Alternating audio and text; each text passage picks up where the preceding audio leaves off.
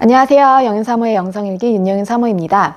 네, 오늘은 어떠한 사람이 되어야 마땅한가 라는 제목으로 말씀 나눠보려고 합니다. 행복한 감사학교라는 책에요. 이런 내용이 나옵니다. 켄터키주 오웬스보로의 한 교회를 섬기던 제스 무디라는 목사에게요. 어느 날 가깝게 지내던 젊은 성도가 찾아왔대요. 목사님, 아내가 말기 암이랍니다. 몸 전체에 퍼졌답니다. 의사가 살 수 있는 날이 얼마 남지 않았다고 하네요. 아내가 지금 병원에 있는데 목사님을 뵙고 싶어 합니다. 무디 목사는 한 걸음에 병원으로 달려갔대요. 목사를 본 젊은 부인이 물었습니다. 목사님, 설교 때 천국에서는 천년이 하루 같고 하루가 천년 같다고 하셨는데 정말인가요? 예, 성경에서 그렇게 말씀합니다. 잘 되었군요. 제가 계산해 봤는데요. 천년이 하루 같다면 40년은 1시간이에요. 저는 곧 남편과 아이들 곁을 떠날 텐데 남편은 아마도 40년은 더 살겠지요. 하지만 그건 천국에 있는 제겐 1시간이에요. 남편이 천국에 오면 나는 이렇게 말할 겁니다. 1시간 동안 어디가 있었어요? 사무실에 있었거나 집안일을 했겠지요? 당신이 많이 보고 싶었어요. 라고요. 아이들은 70년이나 80년을 더 살 수 있겠지요. 하지만 제겐 2시간에 불과해요. 아이들이 천국에 오면 아이들을 맞으면서 이렇게 말할 겁니다. 오늘 학교에서 어땠니? 몇 시간이지만 너희가 보고 싶었단다. 어떻게 지내는지 궁금했어. 엄마들은 자기 아이들과 떨어져 있는 걸 좋아하지 않거든. 하고 말이에요. 2주 후 그 부인은 주님 품에 안겼대요. 부인이 남편에게 남긴 마지막 말은 이것이었습니다. 감사해요. 사랑해요. 우리 1시간 후에 봐요. 말씀과 이야기 내용처럼요. 우리는 천국에서 1시간, 2시간, 정말 길다면 3시간 정도의 삶을 살고 있는 건지도 몰라요. 그런데 우리 이 세상의 삶이 꼭 전부인 것처럼 오늘 하루를 너무 버겁게 살고 있지는 않은지 돌아봐야 될 때가 아닌가 합니다. 2022년도도 2달밖에 남지 않았는데요. 시간 참 빠르죠. 시간은 빠르게 흘러서 올해도 금방 마무리가 되게 될 거예요. 우리가 생각지도 못한 시간에 하나님 앞에 서게 될 텐데요. 이를 위해 우리는 어떤 자세로 그리고 어떤 사람으로 살아가야 될지 나눠보고자 합니다. 이제 간증을 좀 정리할 일이 있어가지고 간증을 정리하다가 하나님 정말 저에게 자족한 삶을 살게 하기 위해서 오랜 시간 기다리셨구나를 좀 보게 된 사건이 있었어요. 저희는 저희 큰아이를 낳고 한 13평 정도 되는 집에서 한 10년 정도 살았었거든요.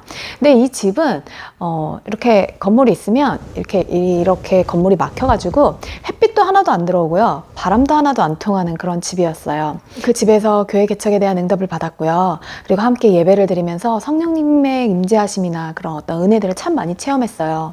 저는 이 집에서 살면서요, 너무너무 숨이 막혀가지고 매일 기도를 했었어요. 하나님, 저 이 집에서 이사 가게 해주세요. 저 이 집에서 못 살겠어요. 이 집에서 탈출하게 해주세요. 그런 기도를 정말 매일매일 했었는데요. 시간이 갈수록 환경은 변하지 않았고 저희 삶은 더 어려워졌고 또 하나님 보여주셨던 그 교회 개척의 비전은 이루어지질 않았어요. 제가 이 집에서 산 지 딱 8년째 되던 해에 제 기도가 바뀌기 시작했어요. 항상 하나님 그곳에 함께 계셨는데 그때서야 그걸 알게 된 거예요. 이 숨 막히는 공간에 하나님 친히 함께 하셔서 우리를 지키시고 돌보고 계시구나. 이게 새롭게 보여지면서 이제 더 이상 환경이 변하지 않아도 상관이 없고 뭘 더 갖지 않아도 상관이 없고 뭐가 더 이루어지지 않아도 아무 상관이 없는 상태가 됐어요. 정말 하나님 그곳에 함께 계시다는 이 감격이 너무 커서요. 저 하나님 이대로 평생 살아도 아무 상관이 없어요 라고 기도가 바뀌더라고요. 지금 돌아보면 하나님은 제가 환경이 변하지 않아도 돈이 없어도 또 어떤 비전이 이루어지지 않아도 정말 하나님 한 분만으로 만족하면서 살아야 된다는 걸 가르치셨어야 돼서 그때까지 기다리신 게 아닌가 하는 게 다시 보여지더라고요. 그때 그게 훈련이 되지 않았다면 하나님 앞에 갈 때 가지고 가지도 못할 그것을 위해서 오늘 하루를 버겁게 살면서 그렇게 제 인생은 끝났을지도 모르겠다라는 생각을 하게 돼요. 그러나 자족하는 마음이 있으면 경건은 큰 이익이 되느니라. 우리가 세상에 아무것도 가지고 온 것이 없음에 또한 아무것도 가지고 가지 못하리니 우리가 먹을 것과 입을 것이 있은즉 족한 줄로 알 것이니라.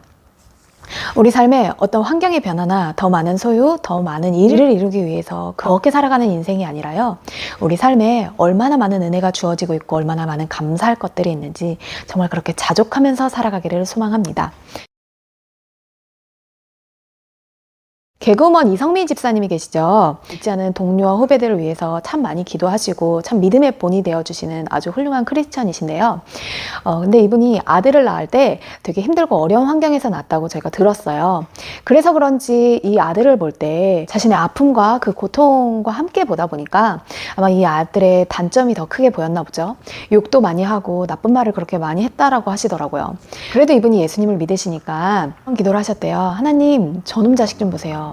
저게 뭐가 되려고 저럴까요? 하나님, 쟤 좀 어떻게 해주세요. 그렇게 기도를 했었는데 그때 정말 심장이 쿵 할 만큼 하나님의 음성이 들리는 것 같았대요.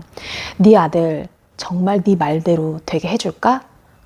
그때 정말 이성미 집사님이 자신의 잘못들을 회개하고 아들에게도 사과하고 그 관계를 회복했다라는 얘기를 듣게 됐었어요. 우리의 삶에 참 마음에 안 들고요. 나를 힘들게 하는 사람들 참 많이 있습니다. 그런데 내 시선이요 항상 옳지 않아요. 낮아진 마음은 어떤 마음일까요? 내 기준, 내 마음이 중심이 아니라 하나님의 기준, 하나님의 시선으로요 내 뜻을 조정하는 것입니다. 우리가 계속해서 내 생각, 내 기준으로 살다 보면요 나도 다른 사람들을 계속 아프게 하고 고통스럽게 하면서 살아갈 수밖에 없어요. 우리가 의도하지 않아도 참 많은 사람들에게 아픔을 주면서 사는데 그렇게 되지 않도록 우리가 좀 주님의 시선, 주님의 마음으로 우리의 뜻을 바꿔가면서 낮아진 마음으로 살아가기를 소망합니다. 평생 감사라는 책을 쓴 정광 목사님은요 이렇게 감사의 삶을 살게 된 계기에 대해서 이렇게 소개를 하더라고요. 이 목사님이 유학생 시절이었대요. 그때 재정적으로도 너무 어려웠고 아들이 아파서 병원을 한참 다녔대요. 아들이 차도도 생기지 않고 해서 많이 좌절할 때였는데 어떤 장로님으로부터 저녁 식사를 초대받았대요. 추수감사절이었는데 많은 유학생들과 선교사님들을 이렇게 불러놓고 정말 맛있는 음식과 따뜻한 분위기, 너무나 위로와 사랑이 넘치는 그런 분위기 안에서 서로의 교제를 나눌 수 있었던 거죠. 근데 그때 그 장로님이 식사 전에 이런 말씀을 하셨대요. 우리 추수감사절이니까 작은 감사한 거 하나씩 나누자고요. 큰 감사 말고 작은 것 감사 하나씩 나누자고요. 그래서 돌아가면서 작은 것을 하나씩 감사하면서 나눴대요. 근데 이걸 이제 집에 돌아오는 길에 이 목사님이 마음에 참 큰 감동이 있었던 거죠. 아, 주님은 지극히 작은 나를 택하셨고 지극히 작은 나를 사랑하셨고 지극히 작은 나를 기뻐하셨구나. 나 또한 이 작은 것을 감사하는 삶을 살아야지. 이 작은 것을 평생 감사하는 인생을 살자라고 결단했다고 하시더라고요. 저희 가정에도 경제적 어려움 계속 있고요. 때로는 해결되지 않는 문제들도 계속 있어요. 제가 거기에 마음을 빼앗기는 때도 있는데요. 그때마다 성령님께서 계속 이 감동을 주시는 것 같아요. 영은아, 너 내일 하나님 앞에서도 괜찮을 오늘 하루를 살아. 오늘 하루를 걱정 근심하면서 원망 불평하면서 남을 미워하고 정죄하면서 그렇게 시간 낭비하지 말라라는 거예요. 근데 영성일기를 쓰다 보니까 더 자세히 알게 되는 것 같아요. 사실은 사람은 긍정적인 것보다 부정적인 것을 1.3배 더 크게 반응한다고 해요. 그러다 보니 오늘 하루 있었던 어떤 그 걱정이나 안 좋은 일들이 내 마음을 사로잡기도 하는데요. 이제 영성일기를 쓰다 보니까 오늘 하루 부어주시는 그 감사할 제목들이 너무너무 많더라고요. 행복했던 일들도 많고 되게 감사하고 즐거웠던 일들이 참 많아요. 그 특별한 은혜들이 하루하루 매일 다르게 주어졌더라고요. 때로는 내가 너무 아무것도 아닌 것 같고 별것 아닌 인생을 사는 것 같은데 그렇지 않다라는 걸 계속 발견하게 되는 거죠. 주님의 은혜 때문에 특별한 인생을 살고 있어요. 너무 많은 것을 생각하고 염려하다 보면 오늘 하루의 은혜를 놓치기도 합니다. 당장 내일 내가 하나님 앞에서도 괜찮을 오늘 하루, 그렇게 성령님과 함께 동행하는 하루하루를 사시길 소망합니다.